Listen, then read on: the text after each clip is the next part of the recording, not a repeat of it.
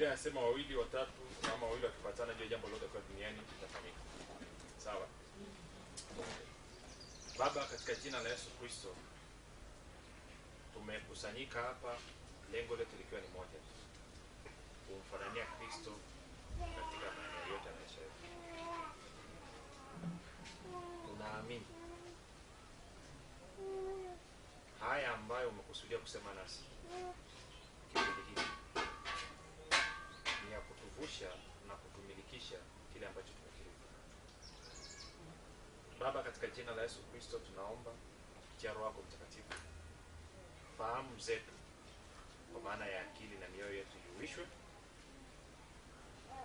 macho ya mioyo yetu yatiwe nuru, tuweze kuona utajiri wa urithi huu ambao umeuweka ndani mwetu, lakini pia tupate hekima na ufahamu namna ya kuachilia kutoka ndani mwetu uweze kudhihirika katika maisha yetu kila siku. Kwa maana hakika wewe Baba umesema mataifa wanatakiwa waige kutoka kwetu. Ni wakati wa sisi, kanisa lako, taifa lako, kuanza kuigwa na wengine. Kwa maana umetuita tubariki wengine, tukopeshe wengine, tuwe kichwa wala sio mkia, tuwe juu wala sio chini. Na ndicho ambacho tumekusudia ukidhihirisha. Baba, asante kwa ajili ya hekima yako, asante kwa ajili ya uwepo wako katikati yetu. Najua itakuwa vile vile kama tumekusudia. Amen. Right.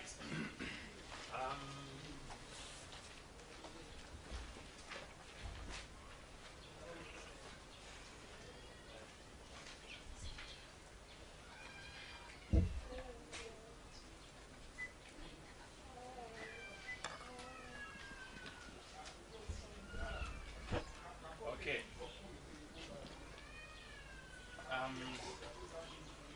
Kichwa cha somo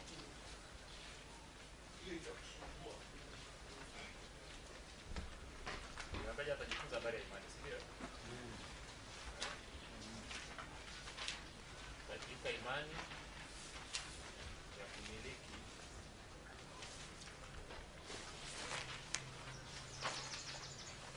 urithi.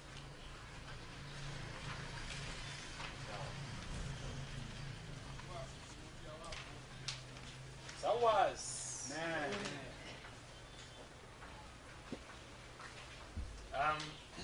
Jana nimesomea mstari. Baba, nafikiri tungeanzia hapo kidogo.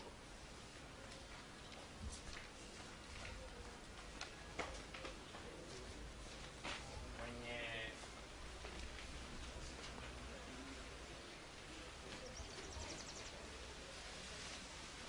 kenda kwenye Joshua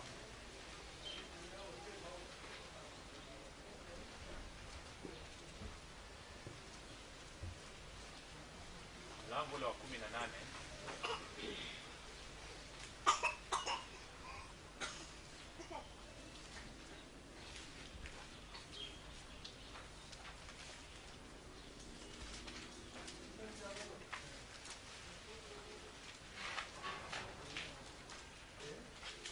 Joshua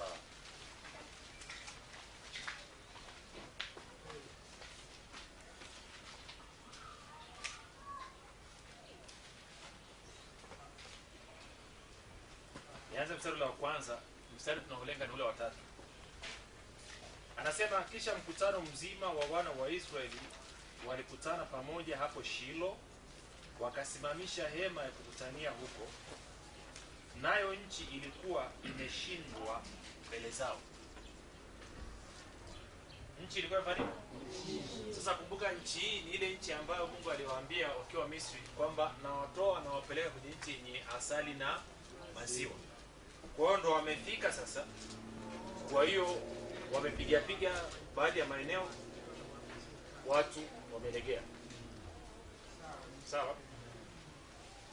Kwa hiyo anasema nchi ilikuwa imeshindwa.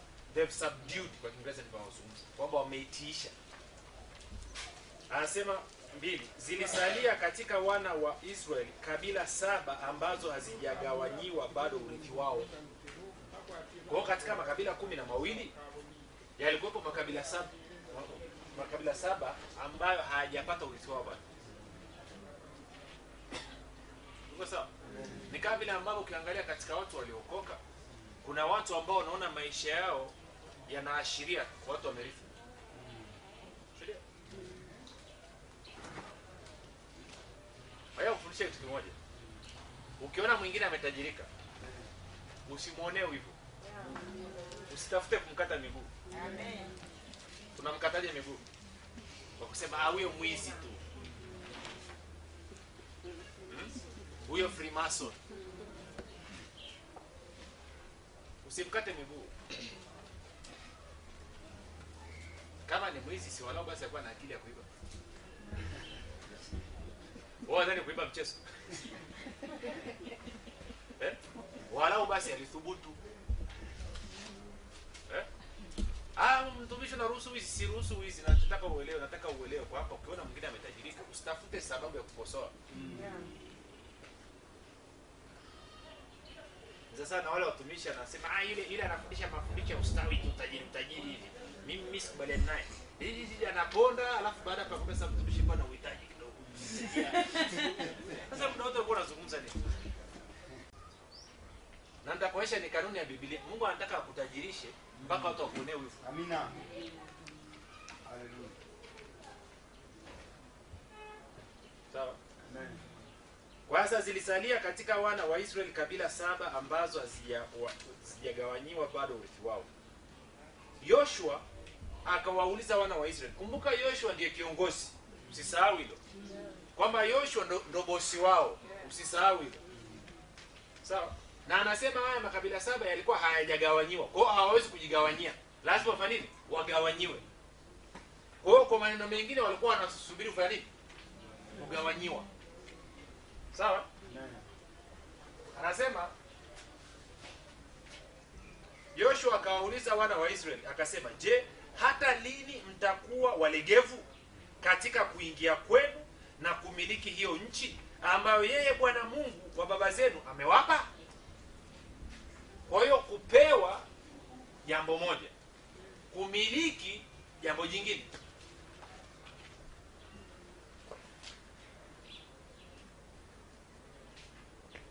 Ndio? Kupewa, kumiliki, na kila mtu aliyezaliwa mara ya pili amepewa tayari. Cheche iko kwenye fani, kwenye kumiliki. Na kwa nini hawajamiliki? Kwa nini hawajamiliki? Hawaamini. Asante baba. Hawajamiliki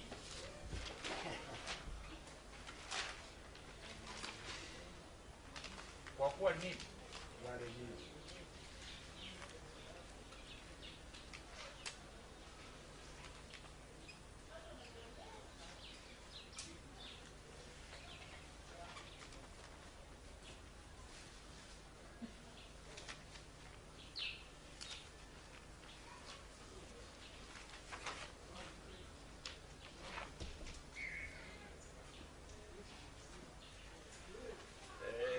Enjoy.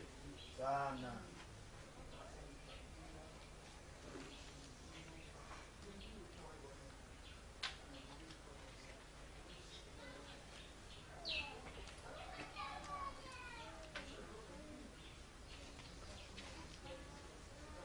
Anasema kwa kuwa uweza wake wa uungu umetukirimia. Kukirimiwa maana yake nini? Umepewa bure. Pasipo gharama yoyote. Kwa kuwa Waraka wa pili wa Petro mlango wa 1 mstari wa 3. Kwa kuwa uweza wake wa uungu umetukirimia vitu vyote vipasavyo uzima na utauwa kwa kumjua yeye aliyetuita kwa utukufu wake na wema wake mwenyewe. Kwa hiyo anasema tumepatiwa vitu vingapi? Vyote. Vitu vyote.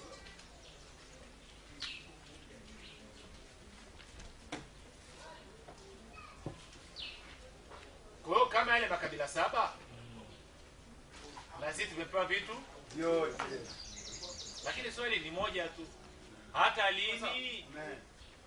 Sasa baada ya kusema hayo,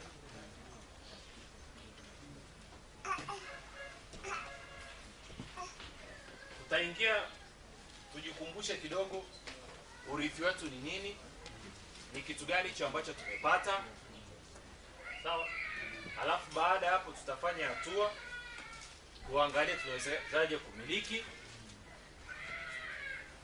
na baada ya hapo tutaangalia tunawezaje kupanua hicho ambacho tunakimiliki. Sawa? Amen. Na Mungu atusaidie tufike. Yaani tuanze kwenye Warumi. Kwa hiyo nataka uanze kana kwenye wazo lako kama umepatiwa vitu vyote.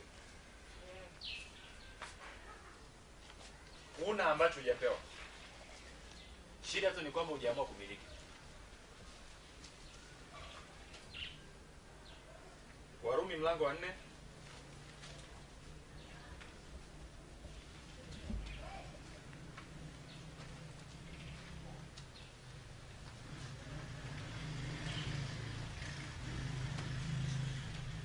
Tuanze mstari wa kwanza. Anasema basi tusemeje juu ya Ibrahim baba yetu kwa jinsi ya mwili? Kwa maana ikiwa Ibrahimu alihesabiwa haki kwa ajili ya matendo yake, analo la kujisifia, lakini si mbele za Mungu. Maana maandiko yasemaje? Ibrahimu alimwamini Mungu, ikahesabiwa kwake kuwa haki. Ibrahimu alimwamini nani? Mungu. Ikahesabiwa kwake kuwa nini? Haki. Na Ibrahimu ni baba yetu kwa jinsi ya nini? Mwili. Nimeanza na huo mstari kwa sababu tutatabia kukimbizia kile kitu rohoni.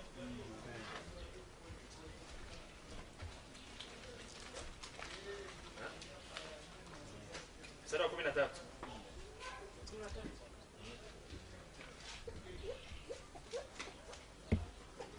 Warumi 4:13.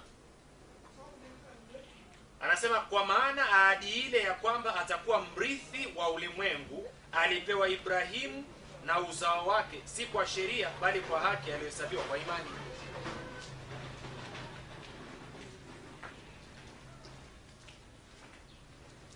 Ibrahimu alipewa ahadi ya kurithi nini? Ulimwengu. Ibrahimu alipewa nini? Ahadi ya kufanya nini? Kwa hiyo nitakaposoma kwenye Biblia neno ahadi, lazima nijue lina uhusiano moja kwa moja na neno urithi. Amen. Ahadi ilikuwa ni ahadi ya kurithi.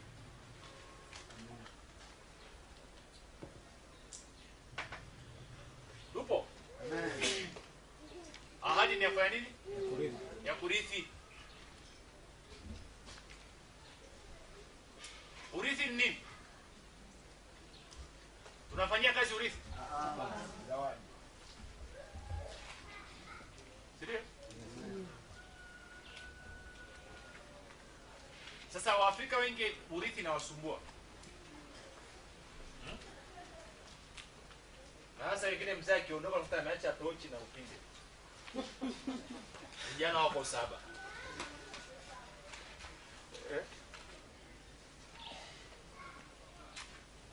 Na ndio maana watu wengi wameshinda kuelewa kuwa Biblia ni wosia. It's the will of God. Ni wosia aliowacha Mungu kwetu sisi. Agano Jipya ni wosia aliotuachia Yesu Kristo.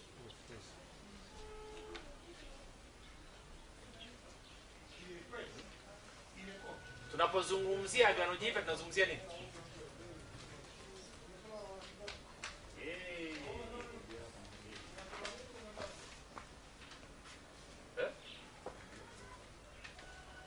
Ngoja tusimame hapo, tuko Warumi 4. Twende kwenye Waebrania.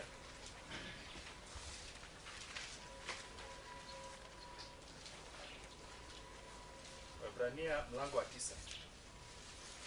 Waebrania 9.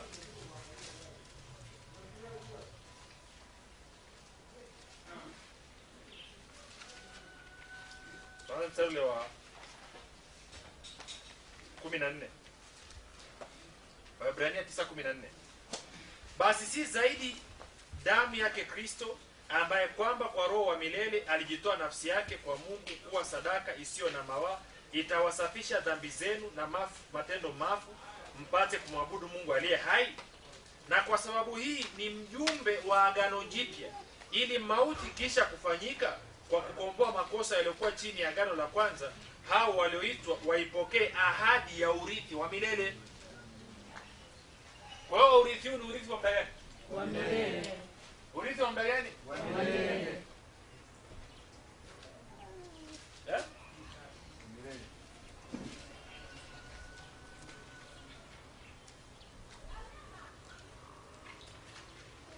Biblia yako nasema Amen.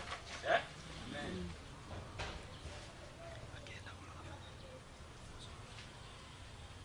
Bwana sana, kwa sababu hii ni mjumbe wa agano jipya, ili mauti ikiisha kufanyika kwa kukomboa makosa yaliyokuwa chini ya agano la kwanza, hao walioitwa waipokee ahadi ya urithi wa milele. Maana agano la urithi lilipo. Aha. Wewe kumbe hii kitu inaitwa ni agano la nini?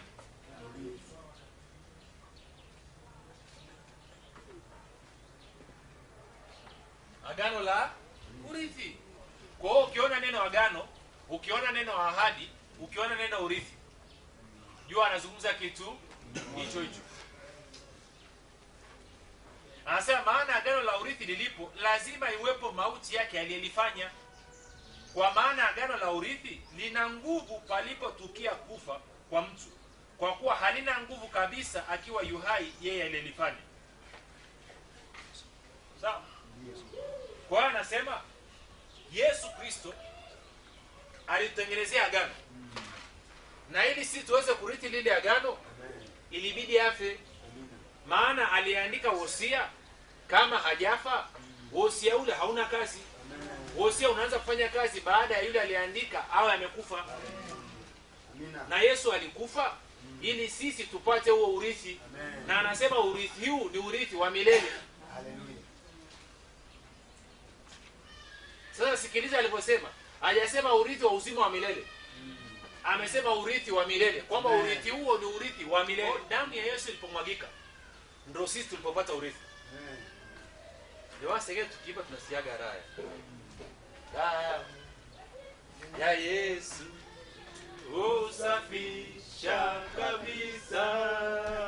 Damu ya Yesu usafisha kabisa. Iyo damu ya Yesu usafisha kabisa.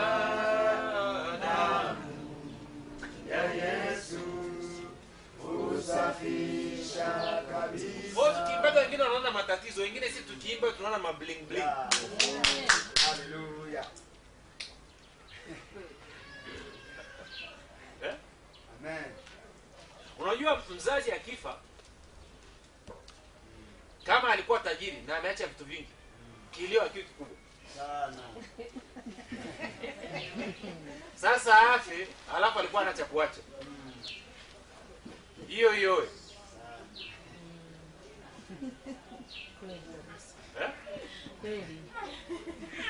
Serious niko. Amen. Na okay, najua naongea na watakatifu nyinyi wanasema tuwazi. Okay, endelea. Haina kuhakikishia msiba, mtu akifa kama ameacha mali za kutosha, kaacha viwanda, kaacha maduka, kaacha magari, mashamba, sio magorofa. Wawali sana. Watalia tu kwa sababu wamemisi. Amen. Lakini vilio vingi sana, kelele na kuoga kubwa kwa sababu ya machungu ya maisha. Mke analia anasema watoto nitawasomesha na nini? Kodi ya nyumba nitapata wapi? Watoto wakisikia mama analia wanajua imekuwa mbaya. Kwa hiyo na wasiende shule tena. Baba!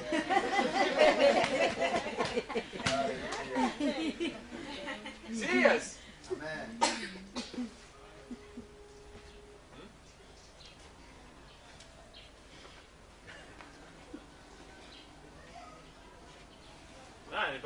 Amen. Kitu tunachomshukuru Mungu ni kimoja, sina mpango wa kufa. Lakini nina mpango wa kuwa tajiri kweli. Kwa maana ya kwanza watoto wangu watapata urithi pasipo mimi kufa. Ndio. Uwezo kana watoto wanavizia kila siku mkono udondoke kama afisi. Huyu mzee ataondoka lini? Wewe usikosi sasa. Wagawie ukiwa mzima.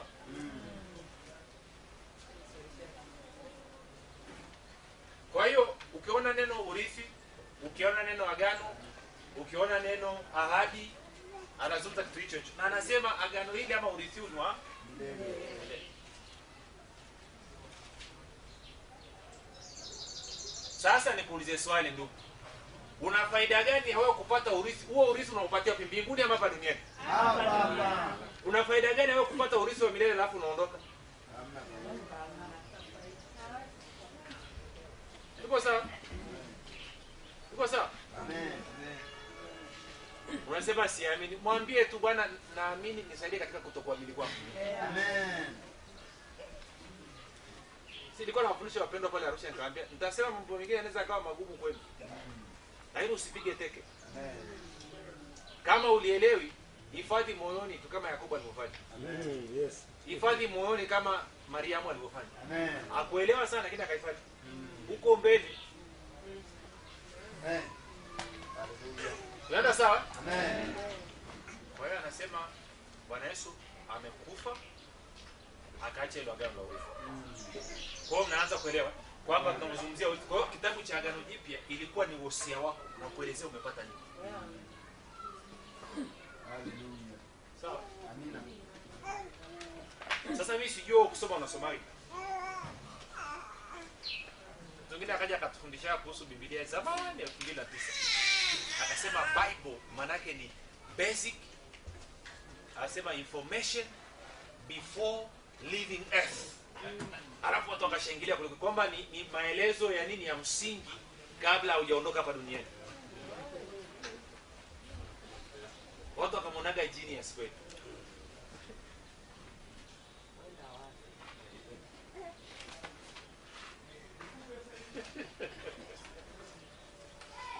Kumbe ni kitabu kinachokuandikia usia wako kwamba umepata nini.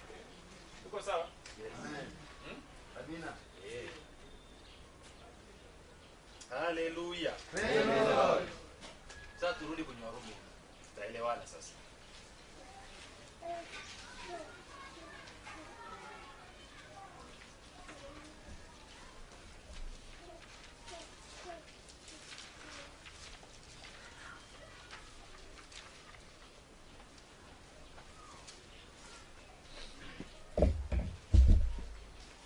Warumi 4:13 anasema kwa maana ahadi ile ya kwamba atakuwa mrithi wa ulimwengu alipewa Ibrahimu na mzao wake. Amen. Unajua Biblia ya Kiswahili nyingi zimeandika uzao. Lakini tafsiri sasa kwa hiyo ni mzao. Sawa? Amen. Si kwa sheria bali kwa nini? Kwa haki aliyosabia kwa nini? Kwa imani. Kwa hiyo kinachonifanya mimi nipate urithi nini? Imani. Amina. Ndio? Amen. Okay. Tuko Warumi 4 hatujaondoka bado. Tena Matendo ya Mitume 5. Na Matendo ya Mitume 26. Hallelujah. Praise the Lord. Bado najaribu kuzoea hawa jamaa wananioka hapo. Bado najaribu kuzoea, naona anapata shida hiyo. Si kila sana kimbilia kwa alafu ananiangalia vibaya kwa inabidi mtu.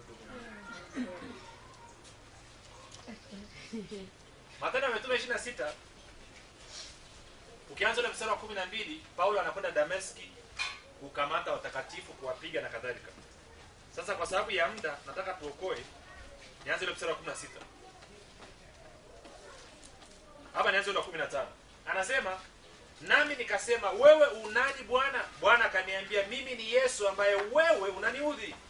Lakini inuka usimame kwa miguu yako, maana nimekutokea kwa sababu hii, nikuweke wewe uwe mtumishi na shahidi wa mambo haya ulioyaona, na wa mambo ambayo katika hayo nitajidhihirisha kwako, nikikuokoa na watu wako na watu wa mataifa ambao na kutuma kwao, uwafumbue macho yao na kuwageuza waiache giza na kuielekea nini? Nuru. Waziache na nguvu za nani? Za shetani, na kumwelekea nani? Mungu. Kisha wapate nini? Msamaha wa dhambi zao na nini? Na urithi miongoni mwao waliotakaswa kwa imani iliyo kwangu mimi. Kwa hiyo Bwana Yesu naye anathibitisha kwa Paulo kwamba urithi unapatikana kwa njia ya imani. Hallelujah. Amina. Naomba tuliangalia habari ya agano hapa. Amen. Wangapi nakumbuka? Hallelujah. Hamjapata ile mafundisho? DVD asikuja? CD. DVD CD. CD. Mlipata? Walau.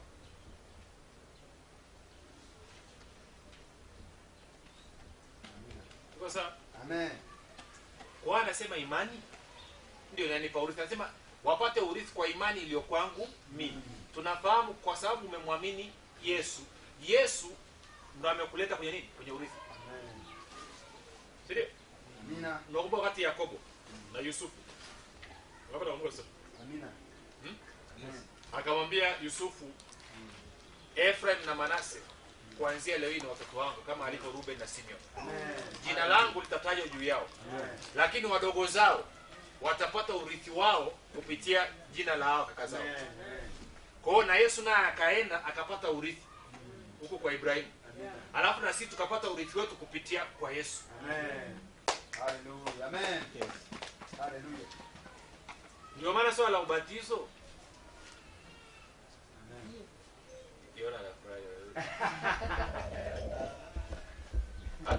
Arusha walivikaba mbali kana kubatizana.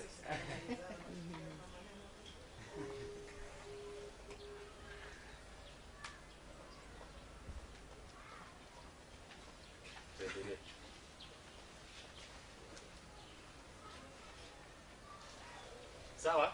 Amen. Kwa hiyo imani ndio inayonipa urithi. Kwa hiyo kama imani ndio inayonipa urithi, hakika pia ni imani hiyo hiyo ndio itakayofanya itakayonisababisha nimiliki. Amen. Maana imani inanipa haki ya kupata urithi. Lakini imani hiyo hiyo ndio itakayonipa mimi nini? Kumiliki hicho ambacho nina haki nacho. Yes, yes. Amina.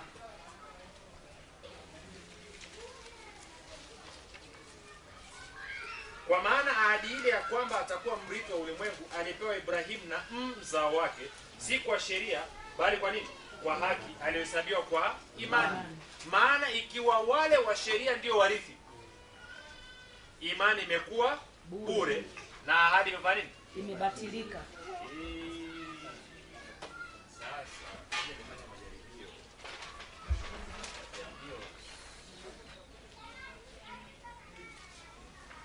Anasema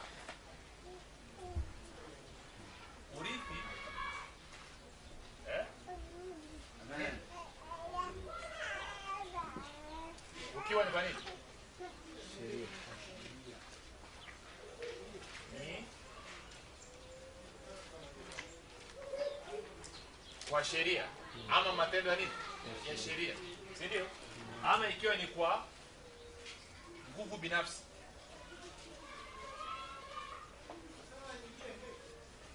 Ndio? Amen. Ambao nguvu binafsi inaitwa nini? Matendo ya nini? Mwili. Matendo ya mwili.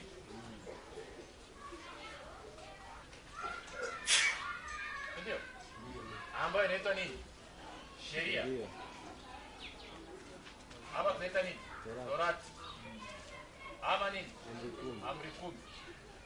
Anasema hiyo ahadi ya urithi imefanya nini?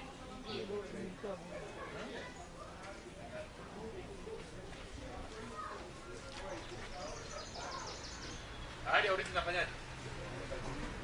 Tutakaye kusema.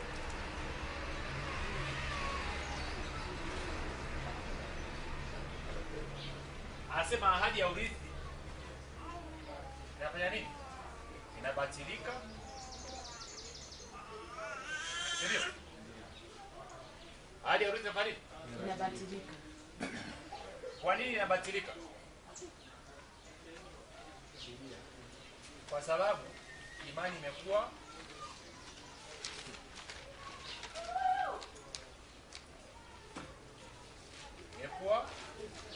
bure au haifai.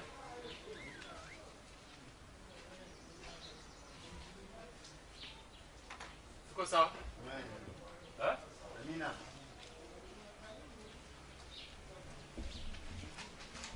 Kwa hiyo anasema urithi huu kuumiliki unahitaji imani. Imani. Ukishaingiza nguvu binafsi, Amen. ukishaingiza juhudi binafsi, Amen. imani yako inakuwa nini? Ni bure, inakuwa haina kazi. Amen. Na kwa sababu hiyo swala zima la huo urithi unabatilika. Amen. Hallelujah.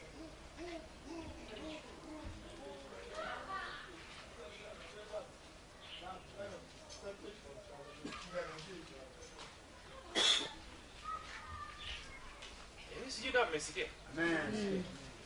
Amen.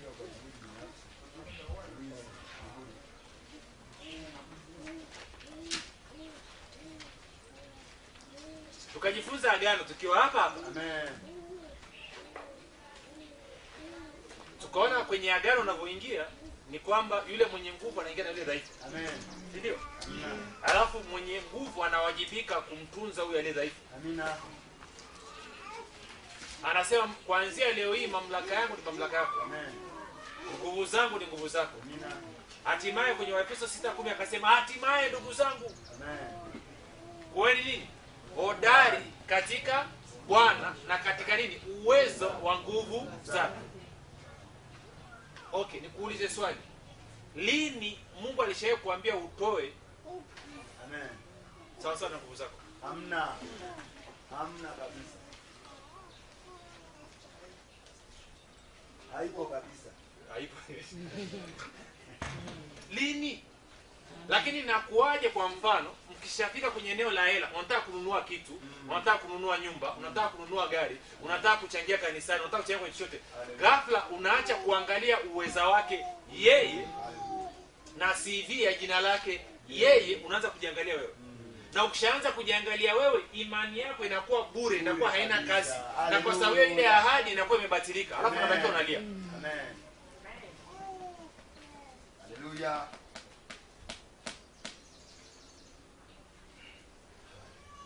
Mpo? Tupo sana. Sika hizo sababu zinaingia. Sana. Tena imekaa vizuri. Eh? Imekaa vizuri. Yaani ni so simple. Nenda taratibu tuweze kuelewana. Amen. Anasema tumepewa ahadi ya urithi. Tuko sawa? Amen. Ahadi ya nini? Na anasema ahadi hii ya urithi tunapata haki ya kumiliki wa urithi kwa imani. Anasema mara nitakapoingiza juhudi zangu binafsi, nitakapoangalia uweza wangu mimi katika kumiliki huo urithi. Anasema imani haitafanya kazi. Amen. Na kwa sababu hiyo ile ahadi ya urithi nayo itabatilika. Amina.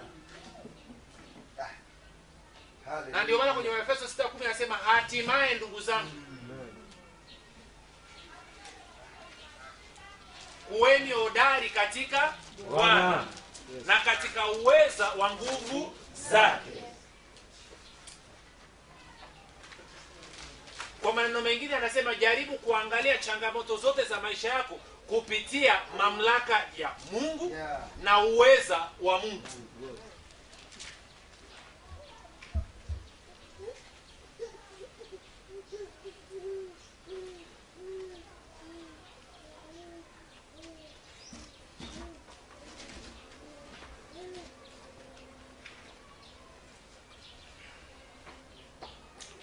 Inafika? Amina. Okay. Wewe vitu gani so simple? Okay, kwa mfano, pale Arusha. Ndio? Amina. Lile eneo tulilopewa na ile ndugu ni eka nzima. Wakati ameamua kutoa, kuna watu walimfuata mara 5 mfululizo. Wana shilingi milioni 480 cash wanataka kumpa. Akakataa. Nataka upate picha hii. Hivi tungesema tunatafuta hela ya kununua uwanja hiyo eka.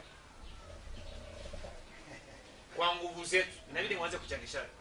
Na wengine wanaanza kutoroka kwenye huduma. Alafu mkishapata ile ya kununua hilo shamba, mwanze ujenzi.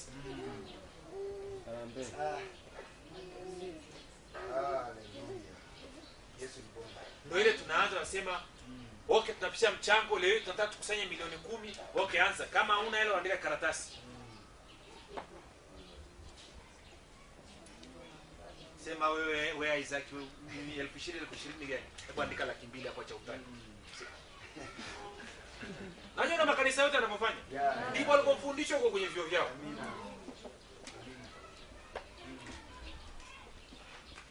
Lakini unaonaje ukiwa hodari katika Bwana na katika uwezo wa nguvu zake? Alafu unaenda unafika unapewa mahali eneo. Ina kila kitu ambavyo ulikuwa umetaka. Haleluya. Kuna maji, kuna umeme na kila kitu. Unaona nini?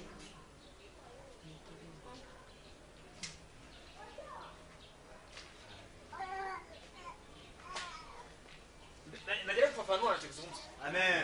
Sawa? Amina. Mimi ningeweza kuamua kuanza kujenga nyumba. Kila siku nakimbizana na fundi site. Ama niwe hodari katika Bwana na katika uwezo wa nguvu zake. Ili nini? Ahadi yake aliyosema nini? Nitawapeni nyumba ambazo hamjajenga. Itimie. Yes. Amina. Kwa hiyo tusifanye kazi. Okay. Unajua kwa nini unapenda kufanya kazi? Kwa sababu imani imekushinda.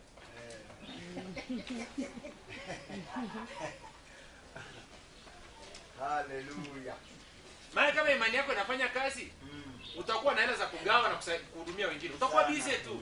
Bwana mimi niko busy Sana. Hao na yeye na duka.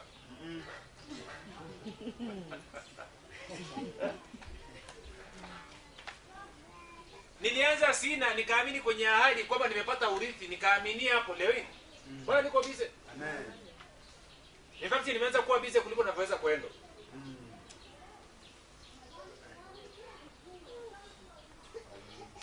Mmeambiwa msifuatishe kawaida ya ulimwengu huu. Msifikiri kama wao. Amen.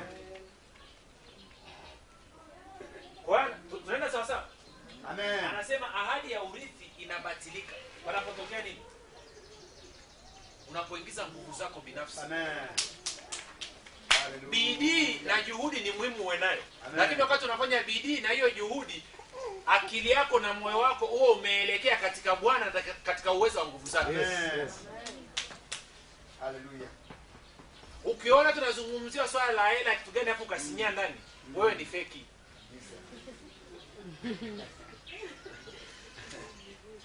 Wakati ukifanya biashara ya madini tulikuwa tunasema wewe zandu. Yaani jiwe fake tulikuwa tunaita zandu. Wewe ni zandu. Tunaita kakumba.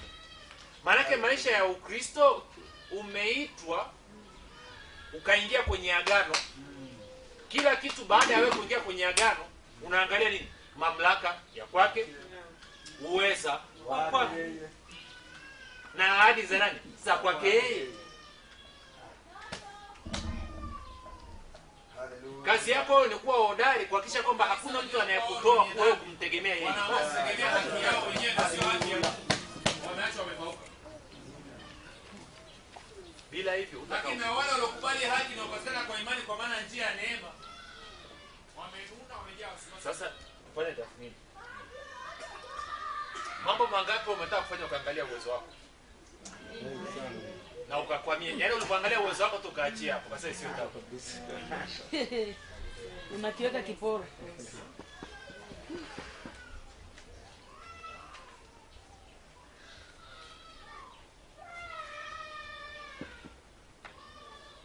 Ama unaangalia juu, ama unaangalia Chini.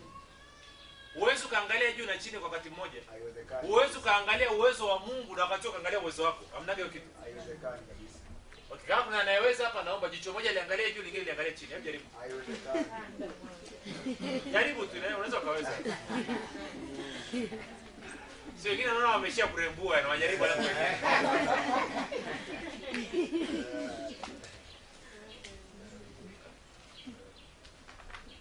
Mimi nadhani ule wimbo waliimbaga wapendwa wale, Mungu alipewa ule wimbo alipata ufunuo basi ya kuelewa akakaa chini akasikiza vizuri. Ile changanya Yesu apende. Hakuwa anamaanisha kurudi ba. Yes. Hallelujah.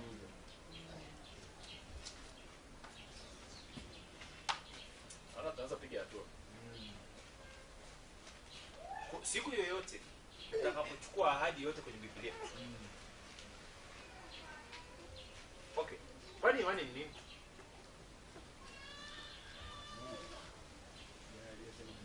Imani ni hivi nimekaa. Mtumishi anasema kuna kazi ya kufanya wiki ijayo. Amen. Kwa sababu kufanya 1 2 3 4. Anasema itakuwa kama shilingi 500. Alafu mimi natabasamu. Kwa sababu najua Yes. nina agano na Mungu aliye hai. Amen. Na amesema ananijaza kila kitu ninachokihitaji sasa na Mungu atajua utukufu. Hallelujah. Anasema amenipatia neema yake niwe na utoshelevu wa vitu vyote wakati wote ili nizidi sana katika kila kazi Njema. Kwa hiyo anasema mtumishi, hebu mimi nitatoa hapo lake mara mbili. Amen. Sisemei msisimko. Msingi wa maamuzi yangu ni ahadi ya nani? Ya Mungu. Na kwa maana hiyo naisema kwa nini? Imani. Hallelujah. Imani ni nini? Imani ni kuwa na uhakika wa mambo yatarajiwayo. Uhakika huo unakuwa nao katika Sasa. kuhusu mambo ya wapi? Hallelujah. Lakini mara ngapi tunafanya maamuzi kwa kuangalia uwezo wetu? Na kaela kangu nakasubiria kimya pale nitatoa pale kalaki. Kwa hiyo mtumishi niandike. Inatakiwa lini? Hallelujah. Na ndio maana unaona mmefika mahali hamna akiba. Hiyo hiyo. Unajua wengi wenu hamna akiba. Hiyo hiyo. Ndio wengi hamna akiba. Ikitokea emergency 50,000 hapa Mbinde. Cheche. Bana.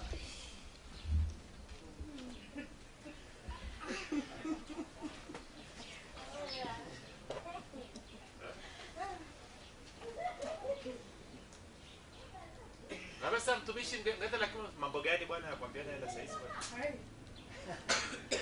Tumeanza mkutani lini? Wengi hawana akiba kwa sababu hiyo. Amen. Kwa sababu wengi wanafanya hivi, akiwa na hela atahakikisha anaitumia mpaka inaisha. Kwa sababu hataki kutumia imani. Amen. Mpe hata milioni 10 sasa hivi, njoo mwezi ujao hana hata shilingi. Yeah. Hallelujah. Kwa sababu gani? Hataki kutumia imani. Umeambiwa kuwa hodari katika Bwana na katika uweza wa nguvu zake. Hajakwambia wewe hodari katika akiba yako. Hallelujah. Hapo hapo. Na wengine wanataka kumtupia Isaac mawe. Nyamaze.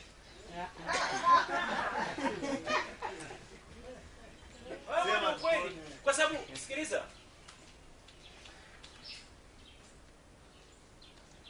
Ukiwa na tabia ya kwamba hela yote unaingia unaitoa, lazima uwe maskini tu.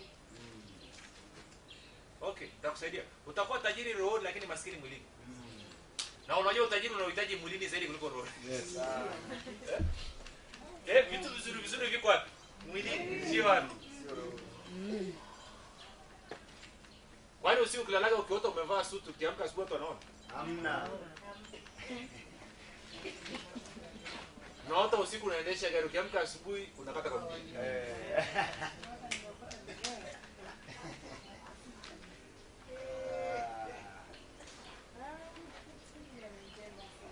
Sawa.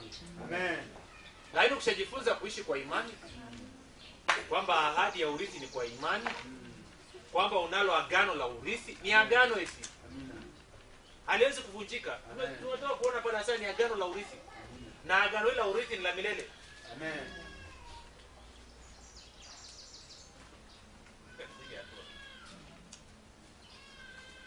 Tukatoka Rumi ndio. Mstari wa 14. Sasa maana ikiwa wale wa sheria ndio warithi, imani imekuwa bure na ahadi imebatilika. Ningeweza kusema hivi, maana ikiwa wale walio na hela, walio na akiba ndio wanaweza kuchangia kwenye kazi ya ufalme wa Mungu. Nilikuwa naongea na wapendwa naambia sasa kule tunajua kule Arusha mandhari ni nzuri na nini sasa tunafanya huko. Labda tunaenda kuchukua hivyo watu waje kuna kukua. Yeah. Ili na mtumishi mwingine akiona aone jamaa wanaanzaga yeye. Alafu akapiga hatua. Sasa wengine na watumishi kwenye kamera basi msisahau na rekodi na chini kidogo. Yeah. Unapiga na picha kamera kwenye kiatu cha mtumishi kwa karafu. Yeah. Ili huyo mwingine uko mbele aone inawezekana. Usitekeleze maisha ambayo ni artificial, ukalagai watu. Ukawadanganya kana kwamba ulianzaga tu kila kitu kiko poa. Na ndio maana wengine wamekujaga na hizo imani za Vodafast hizo.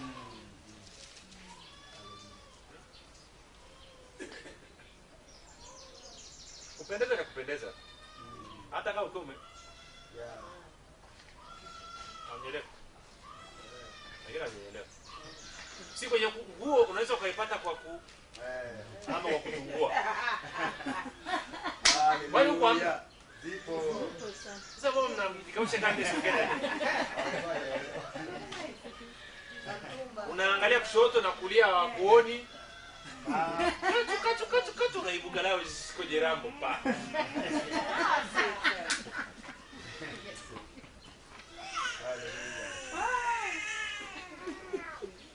Mstari wa 15. Kwa sababu sheria ndiyo ifanyayo hasira, maana pasipokuwapo sheria hapana kosa. Mstari wa 16.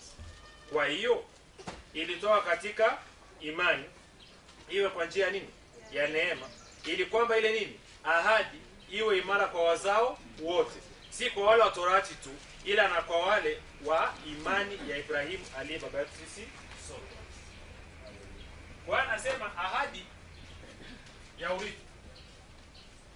Ndio.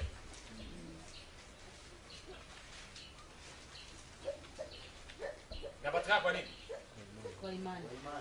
Neema pamoja na nini? Na anasema kwa sababu ya neema na imani imefanya hii ahadi iwe nini? Imara. Ama nini? Uhakika. Neema nini? Upendeleo. Kibali cha upendeleo usicho stahili. Favor. Kwamba mtu anasema ulikuwa ustahili lakini nimeamua kukupa.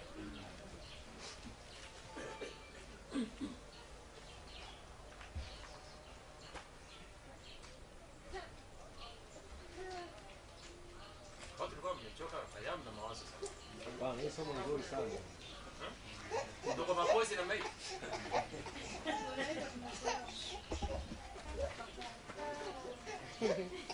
Ndana utafakari nyumbani, nyeni sikilizeni kwa sasa. Labda condemnation mwe. Hapa ndo umeshaanza kujinanga na kujinyuka. Condemnation, unaanza kujihukumu.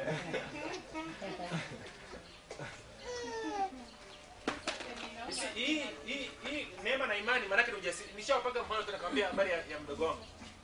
Kanisa la Lutheran inapigwa mnada wa sungura. Ndio? Wamekaa pale sungura enzi zamani.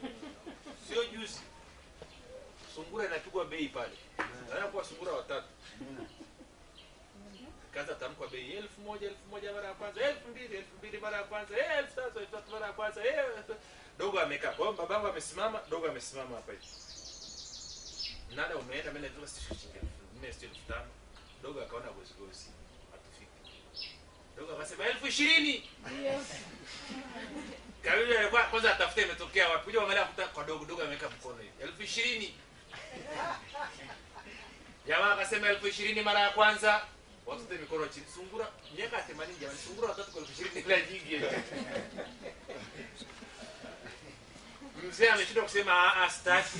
Maana dogo ndo ameshaachilia mbele ya kadamnasi. 20,000 mara ya pili. 20,000 mara ya tatu. Top! Dogo hapa sungura. Hapo dogo anakuja kuangalia baba.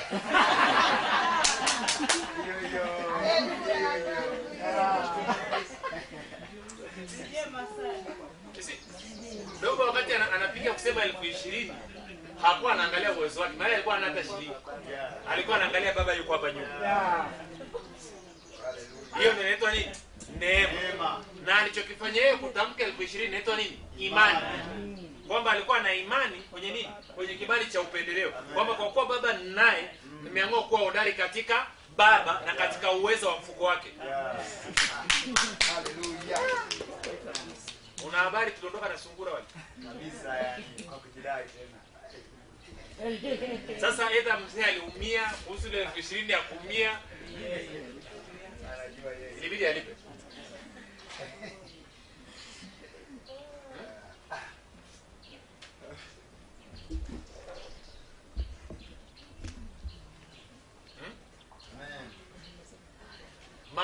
maamuzi yako, msingi wa maamuzi yako ni hiyo neema ya Mungu katika maisha yako, ama ni nguvu zako na juhudi zako? Shakutanaga na watu wasema, mtumishi, mimi nampenda Mungu, yani nampenda Mungu, nampenda Mungu jamani, nampenda Mungu mimi. Napenda kutoa sana, napenda kutoa kweli, napenda. Sasa mtumishi, naomba niombe basi Mungu anipe hela za kutoa. Wewe ni tapeli kuliko shetani. Moja, wewe sio mtoaji. Na hata nikuombea ukipata utakula. Amen. Kwa sababu uwezo kanishawishi ukaniambia kwamba ulitaka kutoa. Alafu Mungu hakunyima. Shida tu ni kwamba ulitaka kutoa, alafu kwa unaangalia uwezo wako. Amen. Na ile hali wewe unajua kabisa kwamba wewe ni kiwavi. Amen. Usione hela. Iwe ya noti ama ya chuma, lazima uile. Yeah. Hallelujah. Najua nini yeye kwatokea, amjia kutafuta ile 100 ya mwisho ile. Sasa kuna 50 ilikuwa hapa juu. Haijaje kuafikia najua. Shangilia Bwana kwa ajili yake. Hallelujah. Kile ile inayotembea ukiona lazima upite nayo. Ulikuwa una matumizi utapanga.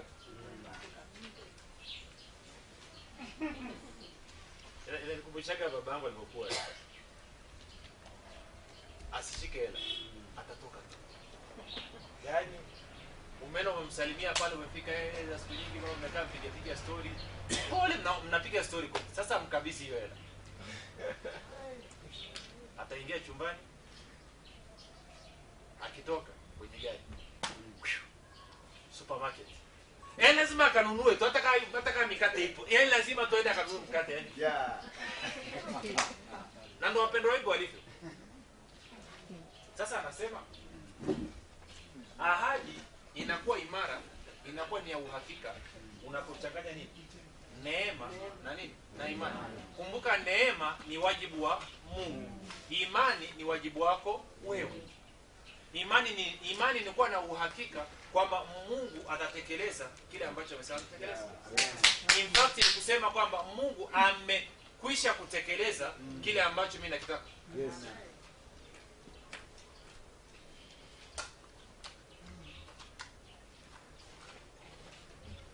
Neema ni yale mambo mema, mambo mazuri ambayo Mungu ameyafanya kwa niaba yako pasipo kushirikisha wewe. Amen.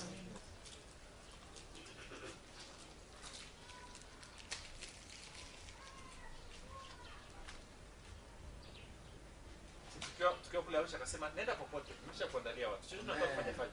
Hallelujah. Nitakachohitaji hela wako watu nimewaandaa. Amen. Sihitaji kuwaona kwanza ndo nifanye maamuzi. Yeah. Nafanya maamuzi, hiyo ni ahadi ameniambia. Kwa hiyo nafanya maamuzi nikijua neema yake ilishashughulikia. Amen.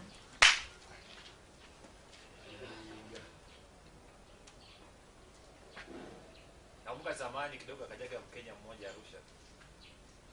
Halafu tumekana kwenye ofisi moja hivi, jamaa moja pale anaitwa Elinaza, tumekaa tukipiga story yake sasa. Nafika kwa town mara moja. Watu wanafahamu Arusha tunasikia jengo moja linaitwa ICC, jengo la mkutano pale. Tuko tuna hiyo ofisi kwa hapo. Sasa ngoja naingia sana kwa down kidogo. Down mara moja. Akatolewa kwa saa 3. Baada ya saa 6 akarudi. Akasema aise, Tanzania ni nzuri. Yaani Tanzania wamelala usingizi. Mimi nimetoka hapa nimekwenda zangu hapo mjini, angalia nimeshatengeneza nani? Lakini nimetengeneza bomu 400. Ndio ngaya na jamaa wangu. Naona huko Kenya anguka mpaka hapa, amekuja ametuacha hapa. Na kunywa chai rangi na mandazi ofisini. Ameteremka hapo town ameshatengeneza, lakini yeye aliona si atukuona.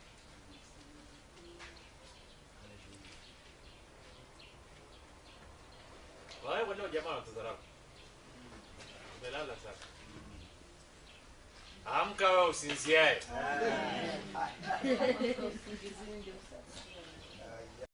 Haifai. Yaani ukishakaa mahali tukasikia tutazungumza mambo ya hela unanyongonyea, unataka uondoke tu. Basi sasa kesho basi au sio? Na bali kukuka. Kumbe tufunguza eneo mazungumzo ya mshiko. Sema jamaa wanadharau. Wanadharau. Hallelujah.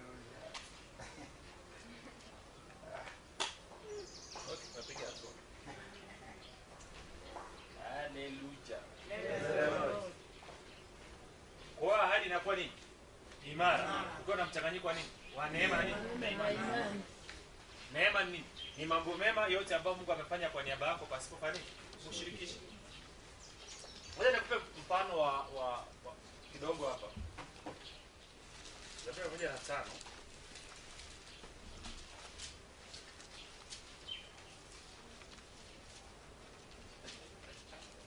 Tuanze mstari wa 6. Anasema, enyi wazao wa Ibrahimu mtumishi wake, enyi wana wa Yakobo wateule wake.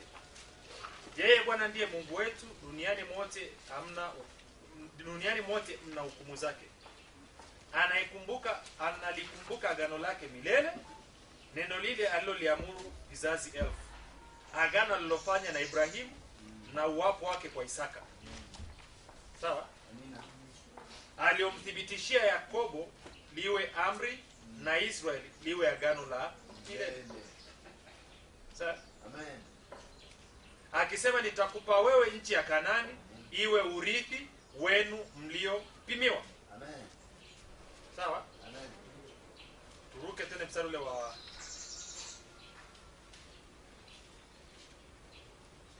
43. Anazungumzia wakati wanatoka Misri. Akawatoa watu wake kwa shangwe na wateule wake kwa nyimbo za nini? Za furaha. Akawapa nchi za mataifa wakairithi kazi ya watu. Wakarithi nini? Kazi ya watu. Manake nini? Manake ni hii. Wakati wana wa Israeli wako Misri, Mungu alihakikisha huko Kanaani kuna watu amewaweka ambao ni majitu. Wanefeli wakubwa. Amen. Na alileta makusudi watu wakubwa ili nini? Wajenge miji mikubwa kwa ajili ya wana wa Israeli. Wajenge nyumba kubwa nzuri kwa ajili ya wana wa Israeli. Walime mashamba makubwa kwa ajili ya wana wa Israeli. Alafu hao jamaa walipokuja wakarithi kazi za wale jamaa. Amen. Hallelujah. Na hii ndio watu duniani ukiwaambia wanashindwa kuielewa, wanasema sasa huo ndio utaratibu gani? Huo ndio utaratibu wa mbinguni, kama hutaki nenda kuzimu. Amen. Mungu ndo kaamua. Amen. Na namshukuru Mungu, wewe sio Mungu. Maana yake ni kwa neema, sio kwa kuvuja jasho, sio kwa kusudi. Amen.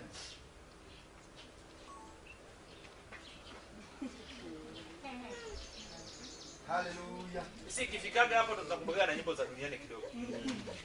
Mwenye wivu ajinyonge. Mwenye wivu.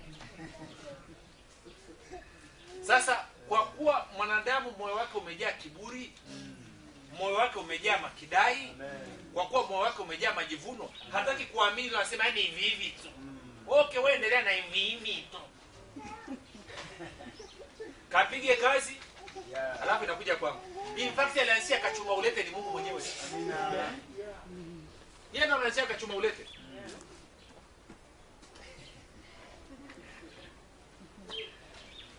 Wengine wanapiga kazi alafu inahamia kwa watoto wake. Kwa hiyo nawafundisha tu kwa wabibu, si kweli. Maana kwa mtu anayemjua Mungu anafanya kazi kwa niaba ya nani? Ya Mungu. Na Mungu nini? Mungu ni mtoaji. Amen. Amina. Okay. Ngoja niwape mfano mmoja. Yuko mtu mmoja alikuwa anaitwa Rockefeller. Wangapi wao kumsikia Marekani? Alikuwa tajiri wa mafuta. Rockefeller kama nakumbuka vizuri amestaafu kwenye makampuni yake ya biashara yake mwaka 1930 na kitu. Kama 30 na ngapi pale. Ama ndo mwaka alikufa sikumbuki. Whichever. Ndo mwaka alikufa nadhani, ndo mwaka alikufa. Lakini Rockefeller akiwa na miaka 70 na kitu akastaafu. Alafu akaanzisha taasisi ya kutoa misaada. Ndo akaanza kujenga na university na vyuo vikuu na vitu gani. Ametoa misaada, yule mzee amekuwa busy, amekufa na miaka 91. Na siku anakufa hakuwahi kuumwa. Alikaa tu akamwambia wajukuu zake na utasema wewe mimi leo naondoka zangu. Sasa nataka uone ni kitu hichi. Yule mzee alikuwa amestaafu kazi. Alichokuwa anafanya yuko busy anagawa utajiri. Ndio kitu ambacho watu mmemsikia mtu anaitwa Bill Gates leo hii. Amefungua kitu kinaitwa Gates and Melinda kitu gani? kitu cha namna hiyo. Ama bine nimelinda Hotel Foundation. Sio? Na sasa hivi amebakia kuwa mwenyekiti wa Microsoft, lakini sasa hivi anafikiria kuacha hata kwenye Microsoft, atoke kabisa, retire. Akae anashughulika na project za kusaidia watu, malaria iondoke, sijui vitu gani, watu wapate maji, wapate nini. Sisi ukishakuwa tajiri utakuwa busy tu. Ambao hawako busy ni masikini. Kabisa. Haleluya. Watakuita basi hata uende kwenye harambee. Maana unajua ukitokeza kaufate, kaufote 50 hawakosi. Haleluya. Jamani, kuna mheshimiwa mmoja aliitwa Mwanza. Akaenda kwenye kanisa, sikumbuka kanisa gani, kwenye harambee. Mali alichangisha milioni 5. Na uwaziri wake mzima. Alafu alipomuuliza akasema mimi sio fisadi. Sio fisadi ama hauna? Ana.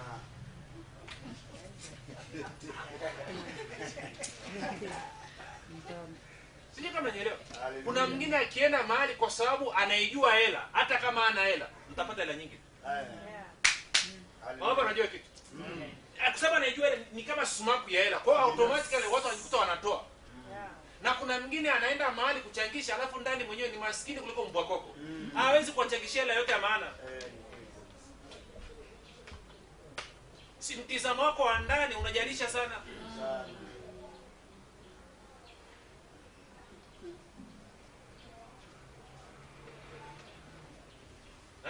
Amina.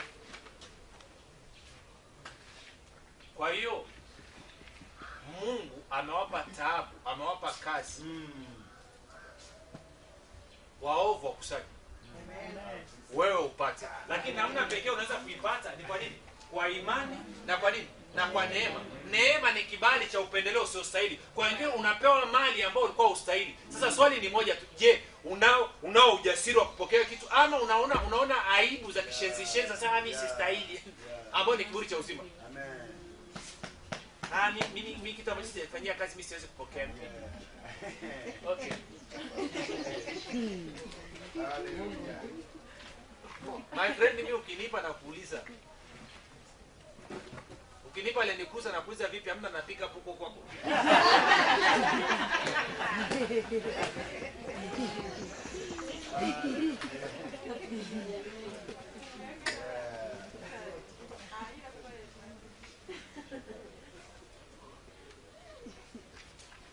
Ni mtu mwenye kiburi tu ndio ambaye akipewa zawadi anakataa, anasema mwenye makidai, majivuno.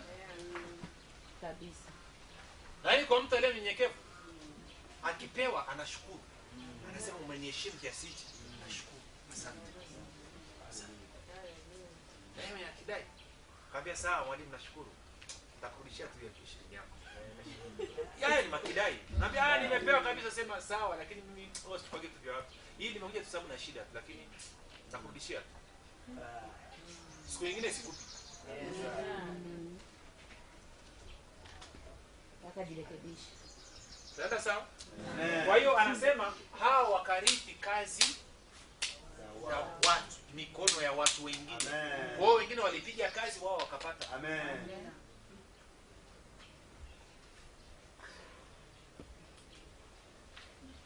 Sasa shida ya wana wa Israeli ni hii. Wao wakawa wanawaza yale majitu yanaenda kuwapiga. Walikuwa hawakuamua kuwa hodari katika Bwana, katika uwezo wa nguvu zake. Caleb na Joshua pekee yao ndio waliamua.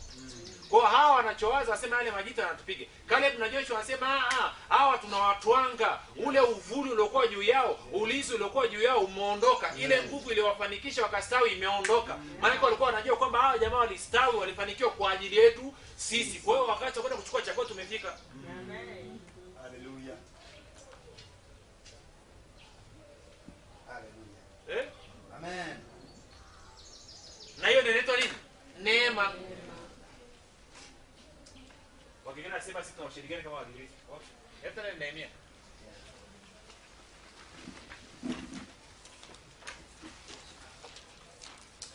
Nehemia mlango wa 9.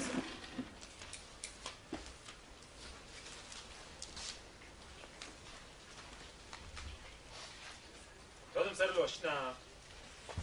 Na mstari wa 20 ngapi? 23. Anazungumzia wana wa Israeli. Anasema watoto wao nao uliwaongeza kama nyota za mbinguni, ukawaingiza katika nchi ile uliowaambia baba zao kuwa wataingia kuimiliki. Nazungumzia imani ya kufanya nini? Ya kumiliki nini? Urithi. Basi wale watoto wakaingia wakamiliki nchi. Waliingia au kuingia? Waliingia. Alafu anasema nawe ukawatiisha wenyeji wa nchi mbele yao. Si ndio? Kuwatiisha maana yake nini?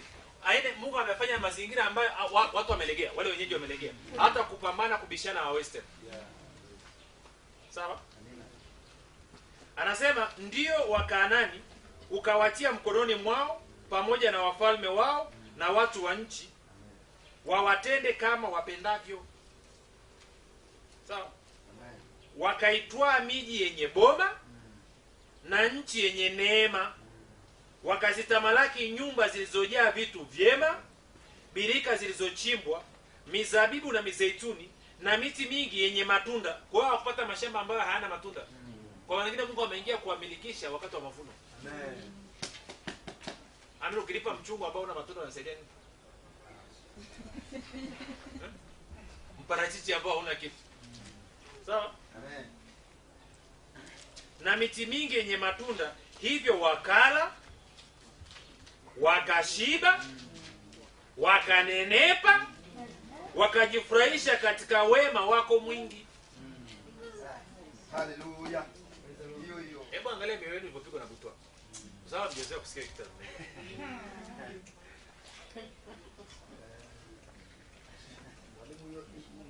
Mwingine anaogopa kuuliza, anasema hii ndio kwenye Biblia kweli?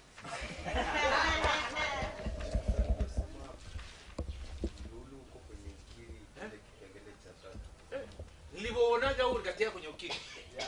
Tukasema kila sehemu tunaenda, kwenye mkoa, kwenye kijiji, kwenye nchi, tunapewa mashamba na nyumba. Yeah. Hallelujah. Nilipo kwenye ukiri leo nani wa huduma. Amen. Watu wengine wakati wakisema wanasema kila sehemu tunaenda. Wao wanapoteza muda. Alafu si wengine tunasema kwa kujikamua, tunamaanisha ni maana tunajua yale unayosema ndio atakayokuwa Yako.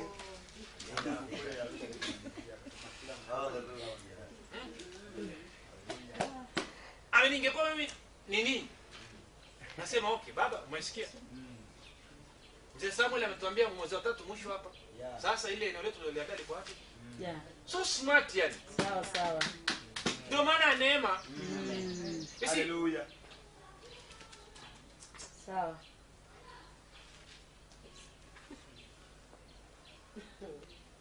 Wajua ndio wanaona kama Mungu amechanganyikiwa vile. Anajua ni Mungu wa utaratibu. Amen. Alijua mtaenda mtakutana na mzee mmoja anaitwa Samuel. Atakuwa mkarimu kwenu, atawapokea. Amen. Na baada ya muda fulani mtatoka pale, Amen. mtaenda sehemu fulani. Amen. Na inawezekana mjamuuliza. Yeye anajua, nyewe mnajua.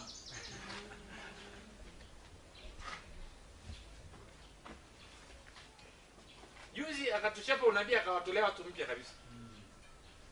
Akasema okay, nyie ndio mnajichelewesha. Alafu Mungu akasema hivi, wanangu, hebu fikirini, tamanini kufanya mambo ambayo watu wa duniani hawawezi kufanya. Haleluya. Ili ionekane tofauti. Alafu akasema, lakini mimi nitawapa kama mnavyotaka. Ukitaka kidogo nitakupa kidogo. Ukitaka nyingi nitakupa nyingi. Wewe. Maana sio mnazungumza lugha ya mtaani, nakwambia wewe tu mwanangu. Ukitaka kidogo nakupa. Ukitaka nyingi nakupa. Wewe chagua tu. Maana amechoka kupigana kelele na watu kila siku, fikirini makubwa, watu wanasema hii. Haleluya. Unajua kile kitumwa ni mbaya sana.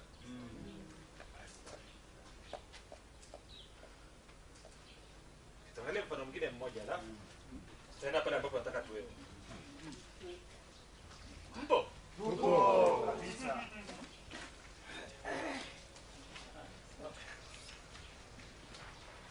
Tende ruka. Tuangalie kipengele kimoja alafu tutaimba kwa mbio moja alafu tutaendelea. Naona watu wamekaa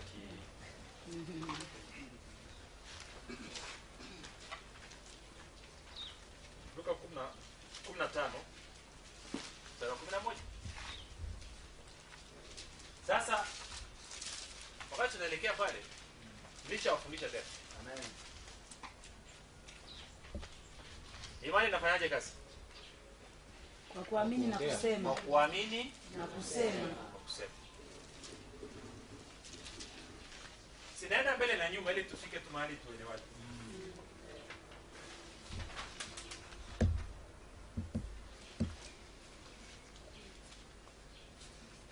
Ahadi, sio? Amen. Na ahadi inakuja kwa kufanya nini? Kwa kusema. Mungu amekupa ahadi kwa kufanya nini?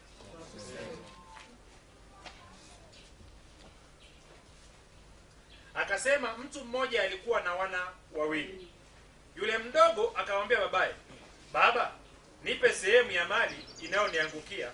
Akawagawia vitu vyake. Kwa hiyo dogo anasema, "Bwana mzee, kila nikucheki unaonekana una mpango wa kufa wewe."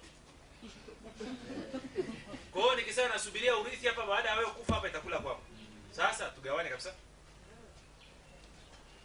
Mzee akawa muungwana, akawagawia nini? Vitu vyake. Hata baada ya siku si nyingi, yule mdogo akakusanya vyote, akasafiri kwenda nchi ya mbali, akatapanya mali zake huko kwa maisha ya anasa ama uasherati. Ingawa sidhani kama tafsiri sio uasherati. Na kwa Kiingereza anasema riotous living. Kama maisha ya anasa ya fuku. Huyu dogo janja alipokuwa amekwisha kutumia vyote, njaa kuu iliingia nchi ile, yeye naye akaanza kuhitaji. 15. Akaenda akashikamana na mwenyeji mmoja wa nchi ile, naye alimpeleka shambani kwake kulisha nguruwe. Akawa akitamani kujishibisha kwa maganda waliokula nguruwe, wala hapana mtu aliyempa kitu. Alipozingatia moyoni mwake, alisema, "Ni watumishi wangapi wa baba yangu wanaokula chakula na kusaza, na mimi hapa ninakufa kwa njaa? Nitaondoka, nitakwenda kwa baba yangu na kumwambia, Baba, nimekosa juu ya mbingu na mbele yako. Sistahili kuitwa mwana wako tena. Nifanye kama mmojawapo wa watumishi wako." Akaondoka, akaenda kwa babaye. Alipokuwa angali mbali, baba yake alimuona, akamuonea nini? Huruma. Akaenda mbio, akamwangukia shingoni, akambusu sana. Yule mwana akamwambia, "Baba, nimekosa juu ya mbingu na mbele yako. Sistahili kuitwa mwana wako tena. Lakini," hebu sema lakini baba aliwaambia watumwa wake, "Nileteni upesi vazi lililo bora, mkamvike, mtieni na pete kidoleni na viatu wapi? Miguuni. Mleteni ndama yule aliye nini? Nona, mkamchinje, nasi tule na fanini na kufurahi. Kwa kuwa huyu mwanangu alikuwa amekufa, naye amefanya nini? Amefufuka. Alikuwa amefanya nini? Amepotea, naye amefanya nini? Ameonekana." Wakaanza kushangilia. Amen. Okay, tulivyojifunza agano, nafahamu hii lugha ya agano. Amen. Hallelujah. Kwa hiyo dogo amechukua sehemu ya urithi, ameenda amekula pi. Ndio.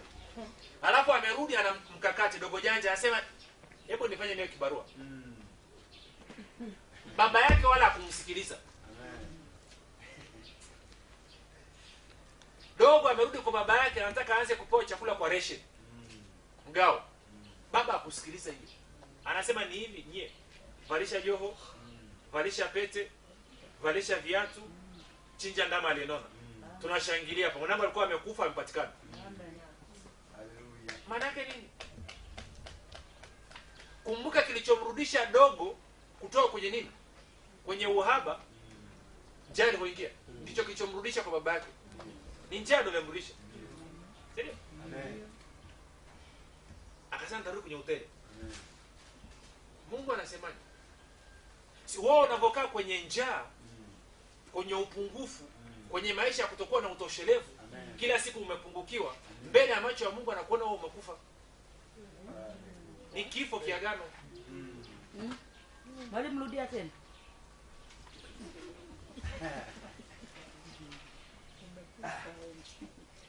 Sijafa. Niko hai. Ni lugha ya agano. Maana anasema mwanangu alikuwa amekufa, sasa yuko hai. Alikuwa amepotea, sasa hasa chinja ndama aliyenona. Na kilichomrudisha dogo janja nini? Njaa. Alikuwa ana mahali pa kulala, anakula na nguruwe, analala na nguruwe. Na hata hiyo chakula ya nguruwe yenyewe ilikuwa haitoshi. Kwa hiyo unapokaa kila siku una upungufu, huwezi kusaidia wengine, chakula chenyewe basi tu bora kiende mbele ya macho ya Mungu. Anakuangalia ile hali, anakuona wewe umekufa kiagano.